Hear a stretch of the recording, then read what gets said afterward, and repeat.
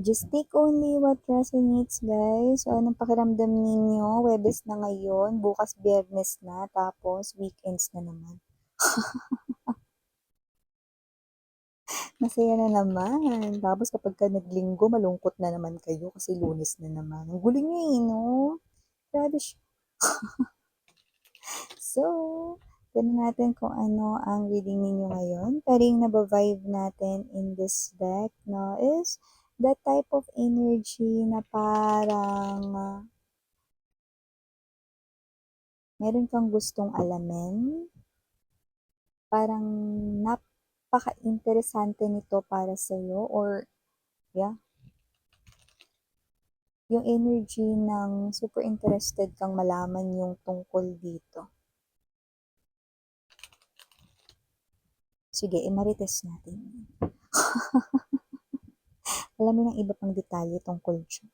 Alam niyo naman, kaisa niyo ko dyan.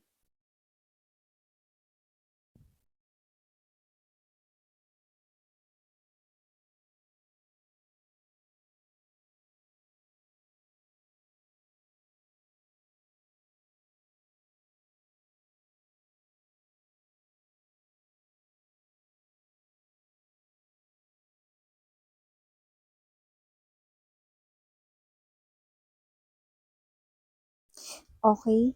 Single siya, yung siya na tinutukoy ko, yung taong nagugustuhan mo, single siya, nako-confuse ka, kung gusto ka ba niya kasi hindi ka sure. Yan.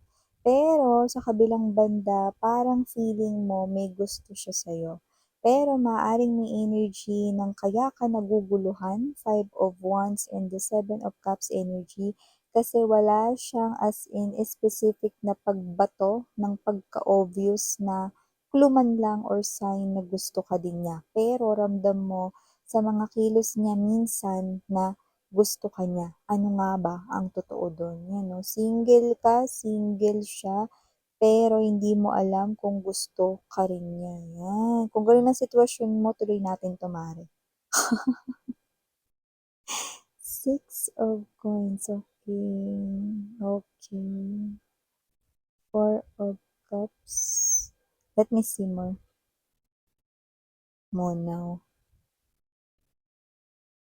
Temperance. Oh, major arcanas. Moon and the temperance. Two of cups. Okay. Bottom of the deck, Ten of Swords. Ay, maganda, maganda, maganda. Hierophant energy. Okay. Knight of Swords. Para sa ating bottom of the deck. Okay. So, nakikita ko dito mga babes na masaya ka pag nakikita mo itong tao na to. Siyempre, gusto mo siya. Nakikita ko na nagla-lighten up ang mood mo every time na nandyan siya, no? Yung iba sa inyo with the Eight of Coins, possible na katrabaho mo siya or kasamahan sa work or kung ano man ito, pwedeng sa negosyo din, no? Baka kasamahan mo siya sa negosyo, business partner, no? At walang duda, may gusto ka dyan. Crush mo na pwedeng mahal mo na or crush mo na lumalalim na yung emotions and feelings mo. Kaya ka naguguluhan kasi minsan nagki-care siya sa'yo. Eh, hindi mo alam kung yung isip mo lang ba yun kasi may gusto ka sa kanya. Parang gusto mo lang bang isipin na yun ay hindi lang pagiging mabait, kundi more than friends ang tingin niya sa'yo or more than coworker yan, no? Yan yung hindi mo alam. Yan talaga yung natural na iniisip ng isang person na may gusto sa isang person kasi parang may energy na nilalagyan ng meaning ang lahat, no? Or parang ganun. Ayaw mo sana na mag-jump into conclusions or i-assess or masyado rito na parang bigyan ng pakahulugan ito kasi baka nga naman concern lang siya sa'yo, no? Kasi paminsan-minsan lang naman yun. So, nakita ko rito, no, na wala ka naman talagang as in na matibay na ebidensya or proof na gusto ka din niya. So, hindi ko naman nakita na ipinahayag mo na or ikinonfess mo na or ikinanta mo na gusto mo siya, no? Wala pa naman ditong as in karamihan sa inyo na umaamin. Pero, nakita ko rito, no, na itong person na to, alam na gusto mo siya dito. Okay? Kasi nga naman nakikita niya sa iyo rito, no, na energy. Kapag ka nandyan siya sa tabi mo alam niyang masaya ka. Kapagka kasi nakikita niya sa iyong energy 'no, puwedeng habang nagsasalita siya nakangiti ka lang. O baka habang nakatingin ka sa kanya nakatulala ka 'no, pero naka-smile ka 'no. So baka hindi mo napapansin 'no, na may gano'n ka minsan 'no, na parang, reaksyon 'no, sa iyong sarili or sa mukha mo mismo makikita 'no, na masaya ka kapag nandiyan siya. So ramdam niya rin 'yun, okey? Kasi hindi ko naman nakikita na slow pumick up itong tao na 'to, eh. Actually, maaaring mabilis pa nga siya ritong maka-pick up ng mga mensahe. That's why karamihan sa kanila alam nila na may gusto ka sa kanila, 'yan 'no. So, whatever the case may be, hindi mo alam, ayaw mo rin naman tanong sa kanya rito 'no, kung gusto ka rin ba niya rito 'no, kasi nga naman may mga tao na, nagpapakita lang ng concern, gusto lang tumulong 'no, minsan may mga parang mga bagay lang na baka mapagbigay lang siya, generous lang siya 'no, baka approachable lang, mga gano'n 'no, so hindi mo alam. Pero for some reason, nakita ko dito na medyo malakas rin ang pakiramdam mo with the moon energy. Kaya ka nga nandito sa channel ko eh. Kasi you are someone here 'no, na naniniwala sa mga energy readings 'no, kakapanood mo niyan, okey, nakikita ko rito 'no, na nagiging mas malakas ang pakiramdam mo. So nakita natin dito 'no, na 'yan talaga ay may ibig sabihin 'no, naiisip mo 'no, na na may gusto rin itong tao na 'to sa'yo. Kung 'yun ang nasa isip mo, tama ka. 'Yan. Eh, teka lang Miss Yan, ano yung problema? Bakit hindi siya rito lumalapit pa sa'kin? Bakit wala siyang ginagawang action? Bakit paminsan-minsan lang tapos parang hindi pa masyadong obvious na gusto na pala niya ako? Dinaan niya lang sa tinulungan niya ako, ganito, ganyan, or nag-reach siya rito ng kanyang hand 'no, ganito, ganyan. May mga sitwasyon na parang normal lang na ginagawa lang ng isang friend or ng isang coworker na gustong tumulong. Eh, kasi ito na nga mare, ano. Pero bago ko 'yan sabihin, batiin muna natin lahat. Hi and hello there everyone. My name is Yan, welcome new subscribers. Ito yung Istambayos Puyaters. Maraming salamat sa inyong walang sawang love and support for me. At kung hindi niyo pa na-subscribe pa po tayong other channel, link down below sa ating description box. So, if interesado, click lang yan. So, malaya kang i-pick up yung mga mensahe na nag-resonate or kumokonek sa iyo. Timeless din tayo dito pero karamihan ito ay nangyayari ngayon. Ang rason kung bakit ang taong ito ay hindi sinasabi sa iyo bakit Miss yan dahil torpe siya, mahiyain siya, gano'n, gano'n, gano'n. Hindi. Kasi dalawa kayo na napapansin niya. Ayan o. Center ng reading, kasalukuyan niya pang literal na tinitimbang kung sino sa inyo ang talagang gusto niya. Ayan, oh. So, in other words, may the best man win, may the best woman win. Yan o. Sino, LGBTQ supporters, welcome din kayo. Sino ang mas matimbang? Sino ang mas gusto niya? Nakita ko dito nandun pa siya sa edge or nandun pa siya sa verge of thinking, making a decision, assessing. Kasi pwede kasi 'no, na meron siya ditong option sa love 'no. Parehas nga kayong single pero puwedeng hindi mo rin alam meron pang isa pa na may gusto sa kanya na puwedeng alam din niya 'no. So nakita ko rito, it's a tie. Nakita ko rito na halos matimbang ang inyo rito, halos hindi ko makita 'no, halos magpantay kaya hindi siya sure, ayaw niya kasi ditong paasahin ka o paasahin yung isa hangga't hindi pa niya masyadong name-measure, sino nga ba talaga ang mas mahalaga, sino nga ba talaga ang mas gusto niya, sino nga ba talaga ang mas matimbang. Kasi ayaw niyang parehas kayong mawala. Uulitin ko lang, wala ritong third party or third wheel. Ang nakikita ko sa inyo rito 'no, is yung fair and square na labanan. Okay, pare-pareho kayong single dito. Ikaw single ka, yung taong gusto mo single din, yung isa pa 'no, na puwedeng hindi mo alam, ay meron meron pa palang isa Miss yan, 'yan 'no. Kasi ito parang kung katrabaho mo 'tong person na 'to, baka naman itong isa dahil hindi mo alam kasi hindi naman madaldal 'to, eh, yung taong gusto mo. Possible na yung may gusto sa kanya kapitbahay niya, o baka kababata niya. Yung iba dating kaklase lumbas dito. Eh, kasi may nakita tayo rito parang gusali mukhang school, ano, may uniform din. So, kung sino man 'to, puwedeng kababata niya, kilala niya dati pa 'no, nung nag-aaral pa siya puwedeng gano'n. Schoolmate, classmate, yan, okey. So, net ako rito 'no, na may posibilidad na kasalukuyan niya pang ina-assess sino sa inyo yung mas gusto niya. Kasi hindi naman 'to player, eh, okey. Hindi siya rito yung energy ng love, so much attention coming from the people around him or her, hindi siya gano'n. Actually, siya pa nga yung klase ng energy na nakikita ko itong siguro may pagka-introvert din, pero kaya niya ring maging extrovert 'no, especially pagka may kinalaman sa trabaho, career, job, profession, business, 'di ba? Okey, kasi nakita ko dito hindi siya mahiyain pagdating sa money matters, 'yan. Especially when it comes to his or her job and career 'no, or business kung meron siya nun. So, nakikita ko dito 'no, na naguguluhan ka pero iyan pala yung sagot kasi nandodo'n pa siya sa energy ng hindi niya pa alam 'no. Kasi nga gusto niya rito na 'wag kayong paasahin 'no, para hindi rin siya rito magmukhang, pa-fall 'no.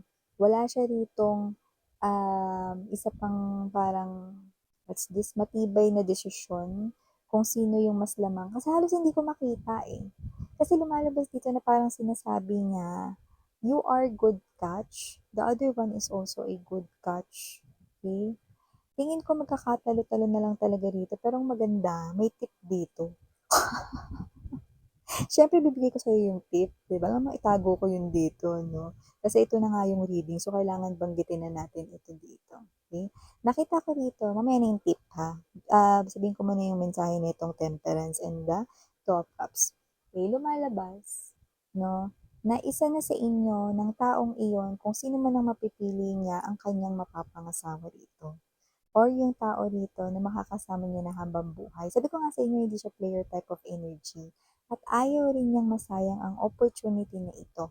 Kaya ito ay kanyang pinag-iisipan mabuti, ina-assess ng mabuti, iniintindi ng mabuti nang sa ganun ay hindi siya magkamali. Kasi yung taong pakikipagrelasyonan niya, ikaw man yun or yung isa, ay ang taong nakita kong sinasabi niyang pakakasalan niya, ayan oh, 'di ba? Oh, maaari gusto mo na bang marinig ang tip or pare gusto mo na bang marinig ang tip? Yan oh. Bago yun sabihin ko muna 'to, ba yan miss yun dami mo namang sinasabi.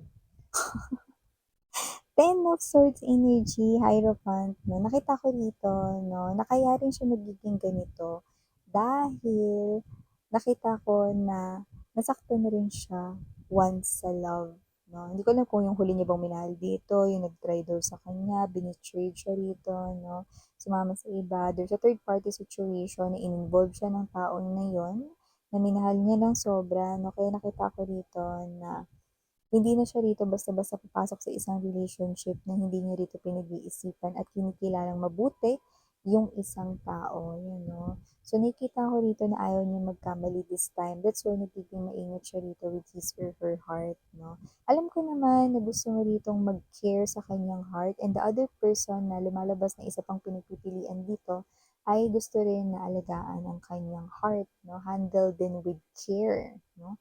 At ito rin din itong precious 'no. Pero with the Knight of Swords energy nakita ko, huwag kayong mag-alala, makikita niya rin, kamukat-mukat 'no, kung sino sa inyong dalawa ang dapat piliin. Tip, eto na. Ang person ito medyo tahimik siya, so maaaring wala kang masyadong alam tungkol sa kanyang mga tipong mga girls or boys, LGBTQs of course welcome din kayo, wala tayong gender dito. Ayaw niya, kung babae ka, ayaw niya ng naka-makeup.